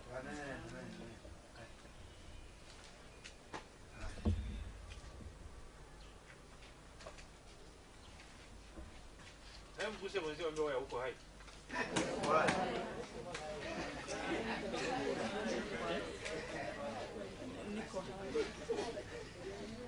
Kwa hiyo bwana mdogo anapogeuka na kuamua kugeukia utele, baba yake anafurahi mpaka anafanya na sherehe. Amen.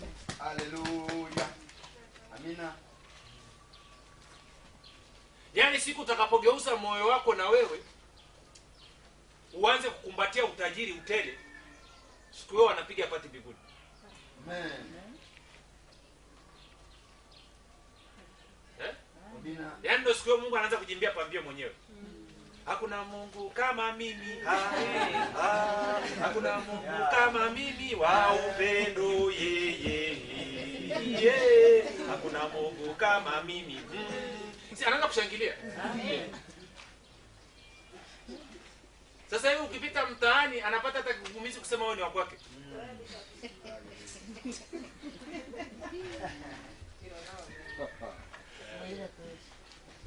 Ndio sawa? Amen. Mwalimu, lugha ya Biblia ni ngumu. Huyu bwana amekuwa kibaka, katafanya mali, kastarehe, kafanyaje, anarudi nyumbani, anachinjiwa ng'ombe, pilau. Ile pete aliyokuwa davishwa, hebu hapo nifafanulie vizuri. Ni pete ya nini? Mamlaka. Mamlaka. Yaani kwa maneno mengine baba anasema vyote nilivyo navyo kuanzia leo viko chini yake.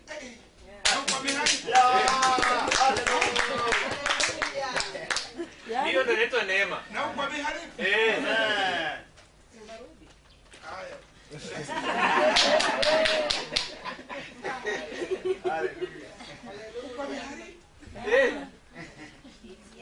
Ngoja tunazidi kunoga. Sikiliza. Basi yule mwanae mkubwa alikuwako shamba, na alipokuwa akija na kuikaribia nyumba alisikia sauti ya nyimbo na machezo. Akaita mtumishi mmoja akamuuliza, mambo haya maana yake nini? Akamwambia, ndugu yako amekuja na baba yako amemchinjia ndama aliyenona. Huyu mtumishi ana adamu, hata kumuumiza mwenzie. Si angemwambia ndama tu ingetosha, lakini bila ongeze aliyenona. Kwa sababu amempata tena yu mzima. Akakasirika, akakataa kuingia ndani. Basi baba alitoka nje akamsihi, akamjibu baba yake akasema, tazama mimi nimekutumikia miaka mingapi hii, wala sijakosa amri yako wakati wowote, lakini hujanipa mimi mwanambuzi nifanye furaha na rafiki zangu. Okay.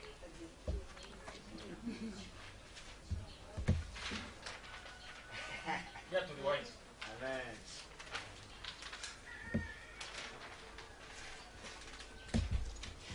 Anasema mimi nimetumia nguvu zangu binafsi. Matendo yako yamekuwa ni safi, sijai kukosa sheria yako hata siku moja. Kweli mimi umeshindwa kunichinjia mbalelo. Huku mnahitaji siku ile kule mkoani kule mbuzi mdogo tunaita mbalelo. Kapene. Akapene. Mimi hata akapene tu jamani.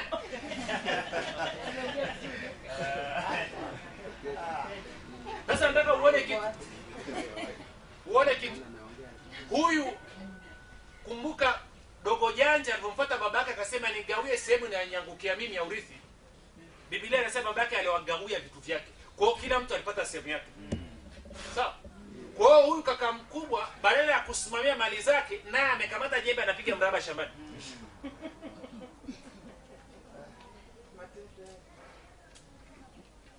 Matokeo yake anakuja kuongea na baba yake, wala azungumzi ndama aliyenona. Anataka akanini? Akapende.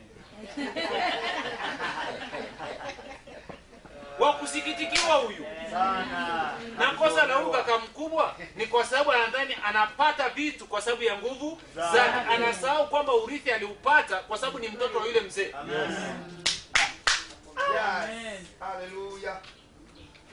ukiwa kwenye mraba huwezi simamia mali zako vizuri. Kabisa. Kwa hiyo kilichotokea nini? Bwana mdogo dogo janja amepata double portion. Amepata urithi mara mbili. Kapata wa kwanza kaula pili. Kaja akachukua na mwingine.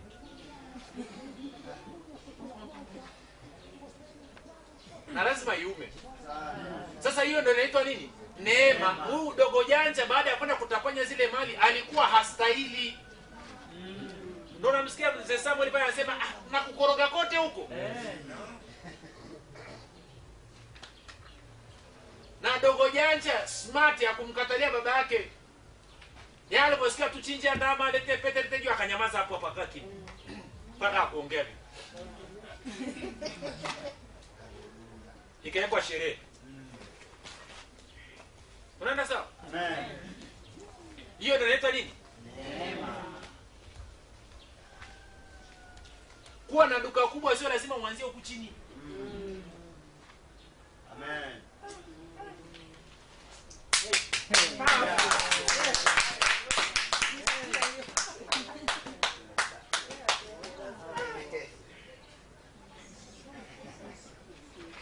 Baba akumwambia bwana mdogo, sasa unajua wewe ni mdogo sana, hujawahi kusimamia mali, kwa hiyo mimi siwezi kukupa, subiri ukishapata uzoefu. Unataka yeye chukua. Yes. Na baba akawa na ujasiri, anajua kwamba dogo akienda akila akimaliza, akirudi nitampa nyingine. Atakapokuwa amevuruga ile mali ile, atakuwa amejifunza. Kwa hiyo unaenda kujifunza kutunza mali kwa mali, kwa kufanya makosa. Yeah. Yeah.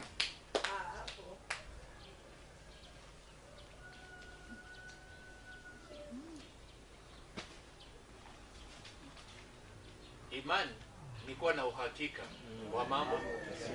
Dogo janja alikuwa na uhakika, nikienda baba atanipokea. Anza nyumbani kwa babangu au kibao, mimi nikienda njoo atanipokea. Kama anifanyi mwanae pote ambaye atanifanya kuwa mtumishi. 9 10 nitakula, nitakuwa na mahali pa kulala. Yes.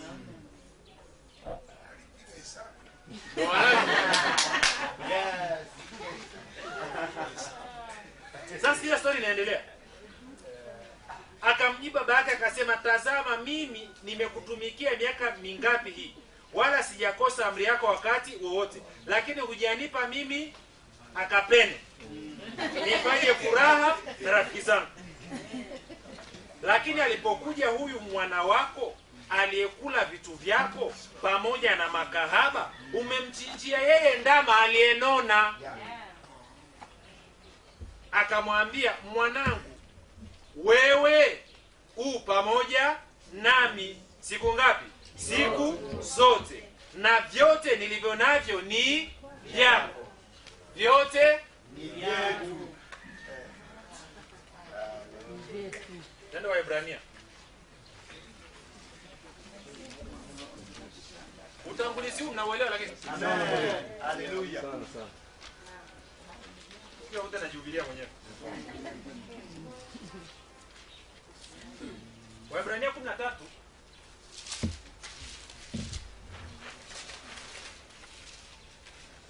mstari wa 5 anasema, msiwe na tabia ya kupenda fedha. Sasa tafsiri sio nzuri. Kwa Kiingereza anasema, nitafute neno anasemaje. Anasema, let your conduct be without covetousness. Covetousness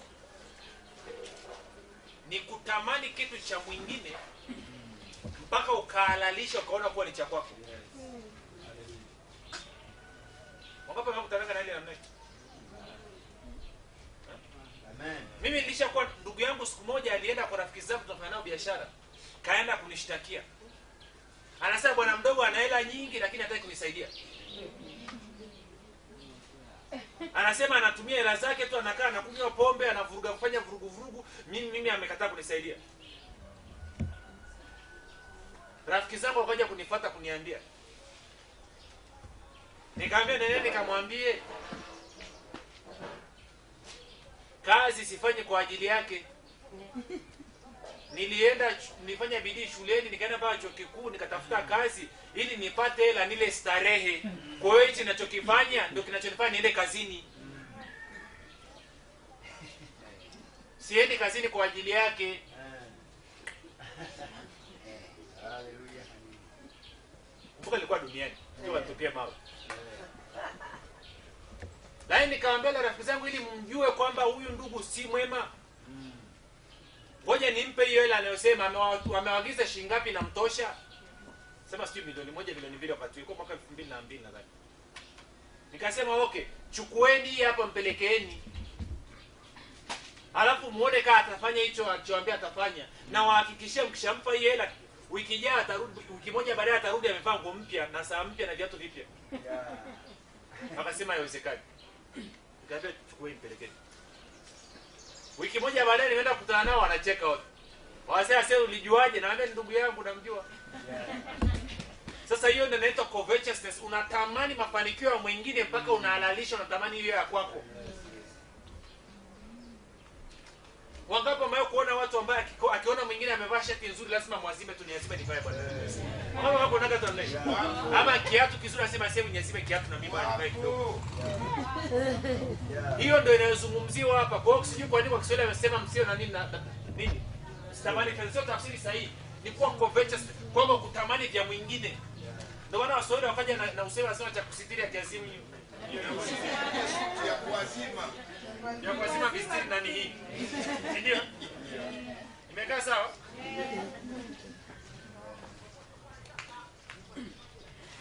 Kuna wengine anaona labda huduma ya mtumishi mwingine sasa ile Freemason kwa sababu imekuwa kubwa tu, imestawi, imependeza. Amjia kusikia? Wapo. Mwana TB Joshua ana power za uhakika, anasemaje? Nguvu za shetani hizo. Kwa kuwa yeye hawezi kufukuza tanzi. Amen.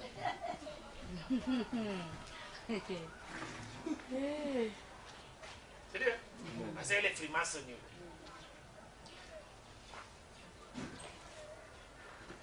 Kwa anasema msiwe na tabia ya kupenda, kwa tafsiri nikisema hivi. Ngoja mtafute nani sio amesema. Sijamsikia siku nyingi sana. Rafiki yangu Makabayo. Makabayo kwa wale wasijua Makabayo ni ile Biblia Katoliki. Na nakoroga.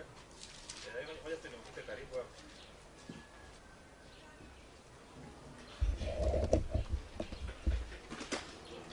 Kijana mmoja akapinga anasema Biblia zimekuwa siku hizi kwenye simu, sio Biblia. Biblia pale shindwa kwa jina la Yesu.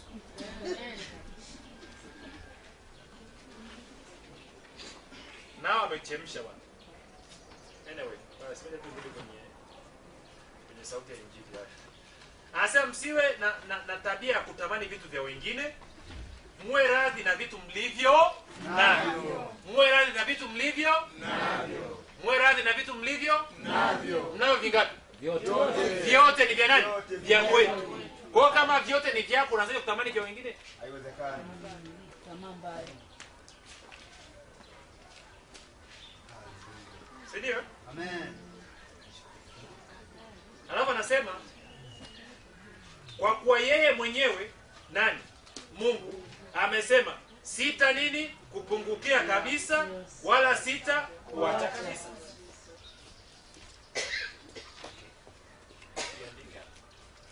Anasema Mungu amefanya nini? Amesemaje?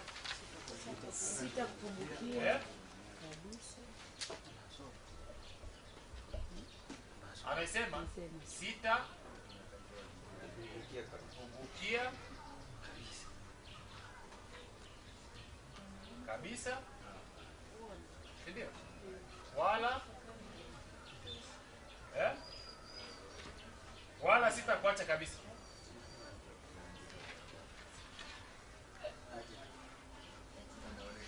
Biblia yako nasema hivi. Sawa? Hata tunathubutu kusema. Si ndio? Sasa nataka niisome kwa lugha ya Kiingereza huo mstari wa 6.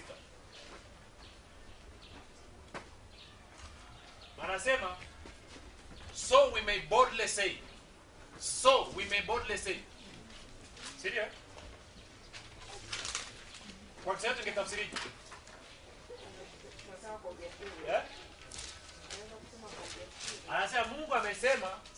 kupungukia kabisa wala sita, si ndio? Ili tuseme kwa jasiri. Sawa? Sasa nataka hii hapa uiondoe. Si ndio? Nabakiwa na nini? Ili tuseme kwa ujasiri. Mungu amefanya nini? Amesema ili nini? Tuseme kwa ujasiri.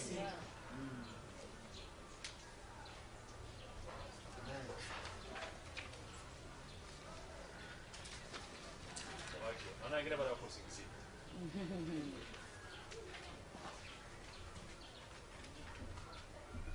Kwa nini Mungu amesema? Mungu amesema ili wewe useme kwa nini? Kwa ujasiri. Umesikia hicho sasa? Yes. Mungu amefanya nini? Amesema ili nini? Useme kwa nini? Kwa ujasiri. Useme nini? Mimi ni tajiri. Wewe unataka kusema nini? Mimi ni tajiri. Na nini kingine? Mimi na mzima. Mimi siwezi kufa na nini tena? Nitaishi milele na nini tena? Nimesta. Kwa hiyo anasema amesema ili wewe uweze kusema kwa ujasiri. Amen.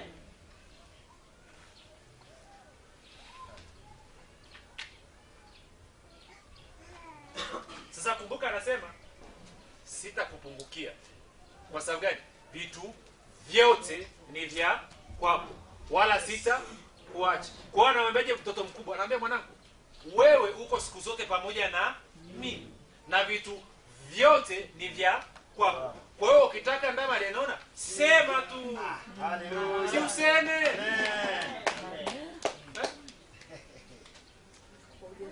Sema kwa ujasiri. Ukitaka kipato kiongezeke, si useme. Kwa maana vyote ni vya kwako. Ukitaka gari nzuri, si useme. Kwa maana vyote ni vya kwako. Amesema ili uwe na ujasiri wa nini? Wa kusema. Amesemaje? Sitakuacha wala sitakupungukia. Kwa hiyo ukisema lazima fanya nini? Atekeleze. Si useme, mwambie mwenzie si useme tu. Si useme.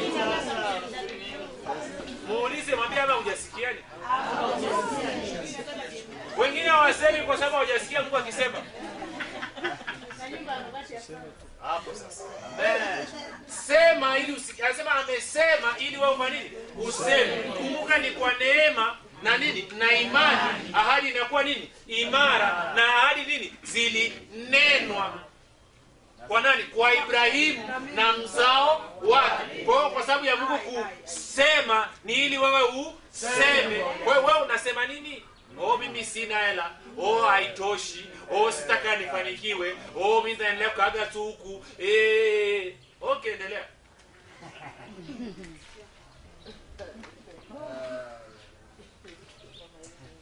Wewe unasema nini kuhusu uchumi wako? Wewe unasema nini kuhusu afya yako?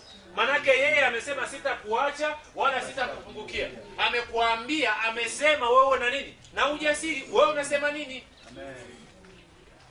Na hiyo ndio inaitwa kitu kwa Kigiriki wanasema rhema word. Kwa maana nyingine ni ile neno la sasa hivi na wakati huu lenye nguvu ya kuleta mabadiliko. Amen. Hallelujah. Anasema nikisema isipotokea sio juu yako. Yeah. Yeye ndo aliyekuambia. Unadhani alikuwa juu anachokisema? Anajua. Amesema ili uwe na ujasiri wa kusema. Amen. Ndio sababu ya yeye kusema. Amina. Ametaja hizo ahadi ndio uwe na ujasiri wa kusema.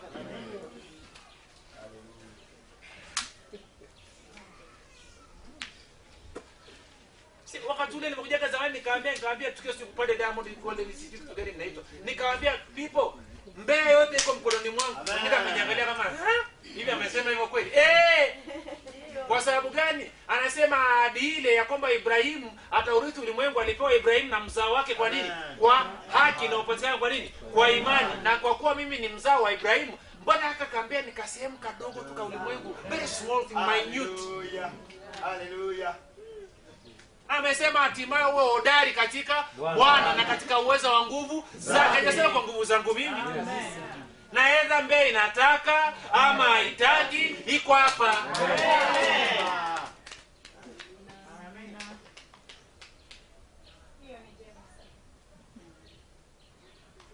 aseme si yeye amesema kwamba hata niacha hata nipungukia. Kwa hiyo chochote ninachohitaji ili kuifanya Mbeya iwe hapa nafanya.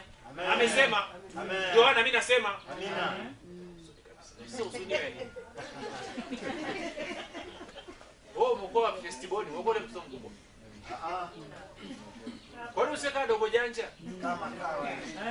Kana double portion kimtindo yani. Amekula urithi mara mbili kimtindo yani.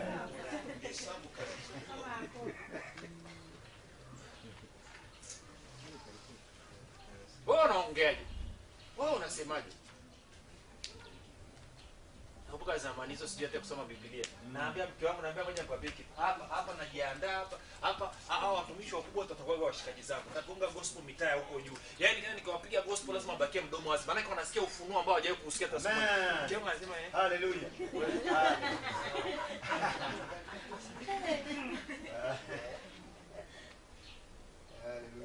siku hizi anasema mimi nilijua.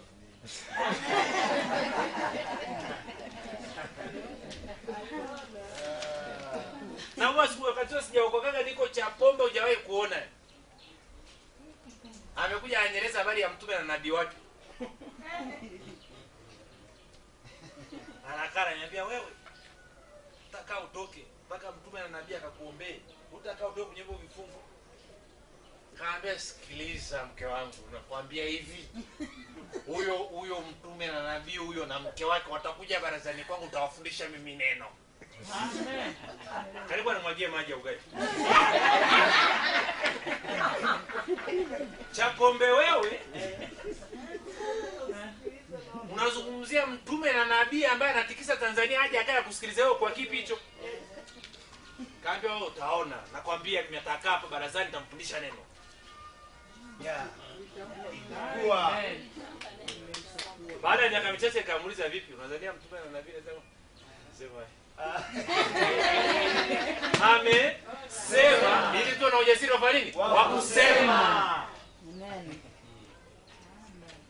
Wewe unasema nini?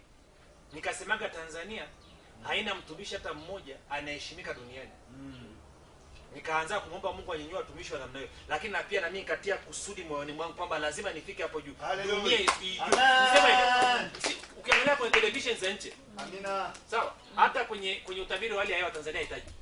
Fote na pale ya mambo mengine. Yeah. Siku hizi ndio wamepiga hatua kidogo CNN na wazungumzia Zanzibar. Hamna cha utalii, hamna cha chochote. Nikasema sasa kupitia gospel dunia itaijua Tanzania. Amen. Amina. Imekuwa kwa jina la Yesu. Naamini usiamini, nitakuwa natembea na bendera ya Tanzania. Amen. Haleluya. Haleluya. Hamtaki kunipa nafasi sigongi injili hapo. Nikifika tengeneza material special kabisa. Sio nitaenda kwa sababu ile nitakuwa nazo nyingi tutatengenezea. Nikifika na kunjwa kacha flag inakaa Tanzania pale, alafu na ramani ya Tanzania. Yeah. Alafu naambia kabla sijaweza kuongea nataka nieleze Tanzania ilipo. Amen. Ni nchi Yeah. na asali na maziwa. Amen.